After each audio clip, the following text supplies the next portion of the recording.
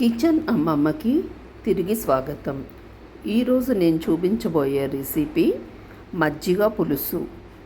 మజ్జిగ పులుసు ఇష్టపడని వాళ్ళు బహుశా ఎవరు ఉండరనుకుంటాను. ఫంక్షన్లలో కూడా మనం దీన్ని కంపల్సరీగా పెడుతుంటాము. అయితే దీన్ని సులువుగా ఎలా చేశానో మీకు చూపిస్తాను రండి. ముందుగా బెండకాయలు, ఆనపకాయ, మునక్కాడ పెద్ద పెద్ద ముక్కలుగా కోసుకుని అన్నిటినీ కడిగేసుకుని కుక్కర్లో పెట్టుకున్నాను.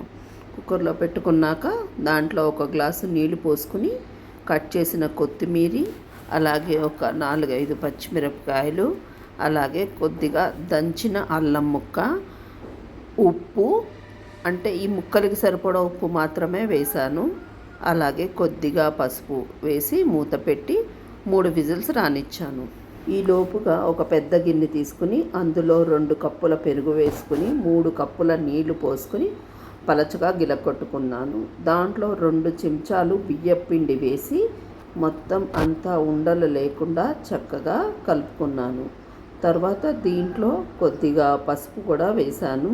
ఇది ఏంటంటే ఈ మజ్జిగ పులుసుకి పట్టే పసుపు అన్నమాట. అలాగే సరిపడా ఉప్పు, మజ్జిగ పులుసుకు సరిపడా ఉప్పు ఇక్కడ వేశాను. ఇదంతా వేసేసి అలాగే ఒక 4 పచ్చిమిరపకాయలు సన్నగా కట్ చేసి కొద్దిగా కరివేపాకు వేసి స్టవ్ మీద మరిగించాను. ఈ లోపుగా కుక్కర్లో ముక్కలన్నీ ఉడికిపోయినాయి.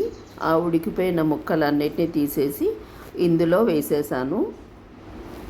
ఇది మరుగుతూ ఉండగా ఇంకో స్టవ్ మీద కడాయి పెట్టుకుని కడాయి వేడెక్కాక మనం మజ్జిగ పులుసుకి తాలింపు వేసుకుందాము. అది నూనె వేసుకున్నాను. నూనె వేడెక్కాక ఒక 6 వెల్లుల్లిపాయలు తొక్కతో సహా దంచుకొని దాన్ని వేసుకున్నాను. తరువాత కొద్దిగా మినప్పప్పు, కొద్దిగా జీలకర్ర, కొద్దిగా మెంతులు, కొద్దిగా ఆవాలు ఇవి అన్నీ వేసి వేయించుకున్నాను. ఇంకొక స్టవ్ మీద మజ్జిగ పులుసు మరుగుతుంది. దాంట్లో ఒక చెంచాడు ధనియాల పొడి కూడా వేశాను. ఇక్కడ ఇది తాలింపు వేగుతోంది, ఆల్మోస్ట్ వేగింది. అందుకని ఇప్పుడు సన్నగా కట్ చేసుకున్న ఒక ఉల్లిపాయను కూడా వేసి వేయించుకుంటున్నాను. చూడండి పులుసు చక్కగా మరుగుతుంది. చాలామంది ఇది స్టవ్ మీద పెడితే విరిగిపోతుంది అనుకుంటారు. అలా ఏమీ కాదండి, మీరు ఇలా ట్రై చేసి చూడండి. తర్వాత ఇంకొక స్టవ్ పైన ఇదిగోండి ఉల్లిపాయలు బ్రౌన్ కలర్లో వచ్చాయి కదా, గోల్డెన్ బ్రౌన్లో. ఇప్పుడు మజ్జిగ పులుసు తీసి ఒక గరిట ఇందులో వేసేసి తిరగమాతు అంతా మళ్ళీ మజ్జిగ పులుసులో కలిపేశాక ఒక 2-3 నిమిషాలు మరిగించుకొని కట్ చేసిన కొత్తిమీర వేసి గార్నిష్ చేసుకుంటే అంతే, మీ మజ్జిగ పులుసు రెడీ అయిపోతుంది. ఇది చాలా తొందరగా చేసేసుకోవచ్చు, అలాగే హెల్త్కి కూడా మంచిది. అందుకే మీరు కూడా ఒకసారి ఈ విధంగా ట్రై చేసి చూడండి.